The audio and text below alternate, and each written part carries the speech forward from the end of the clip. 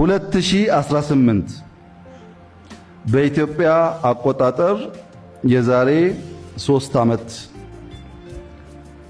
ማለት ነው። ከተስፋ ብርሃን ወደሚጨበጥ ብርሃን ለምሳሌ ግሪን ሌጋሲ 32 ሳይሆን 50 ቢሊዮን በዓለም አንደኛው አፍሮስቴሽን። ለምሳሌ ስንዴ ኤክስፖርት ብቻ ሳይሆን ከዛ ያለፈ አስተማማኝ የተረጋጋ ማርኬት። ዶሮ ቅድም እንዳነሳሁት ፍሩት የበዛበት ዕዳ በየተቋማትም በሀገር ደረጃም የቀነሰበት እቺ ሀገር ተስፋ አላት ልታርግ ትችላለች የሚል ጭላንጭል ብርሃን የሚታይበት ጊዜ ይሆናል። ለምሳሌ ህዳሴ ያልቃል፣ ኢነርጂ ይጨምራል፣ የሲሚንቶ ፋብሪካዎቻችን ያልቃሉ፣ ብዙ መንገዶቻችን ያልቃሉ፣ ለቱሪዝም የሰራናቸው ፕሮጀክቶች ያልቃሉ።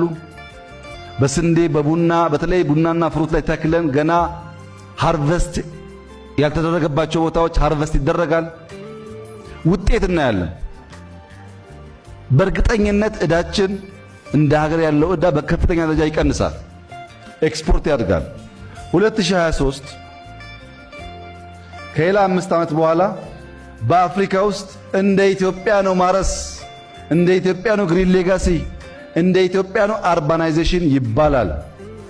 አመንክም አላመንክም የዛሬ 5 ዓመት አዲስ አበባ በአፍሪካ ውስጥ እጅግ ውብ ከሚባሉ ከተሞች አንዱ ይሆናል።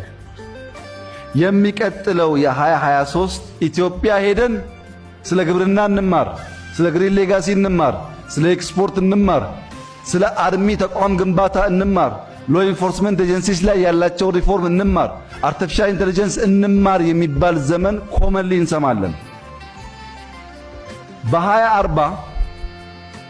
በ2040 በጣም ብዙ ወጣቶች እዚህ ያላችሁ ብልጽግና በሚመሩበት ዘመን ማለት ነው የዛሬ 24-25 ዓመት ካለምንም ጥርጥር ዓለም አቀፍ የብልጽግና ምሳሌ ትሆናለች። ኮሪያ እንዳለው፣ ሲንጋፖር እንዳለው፣ ዱባይ እንዳለው ኢትዮጵያ ይባላል። በዓለም ላይ ትክክለኛ ቦታዋን ትይዛለች። ይሄ ሽግግር የሚመጣው ብሔርተኝነት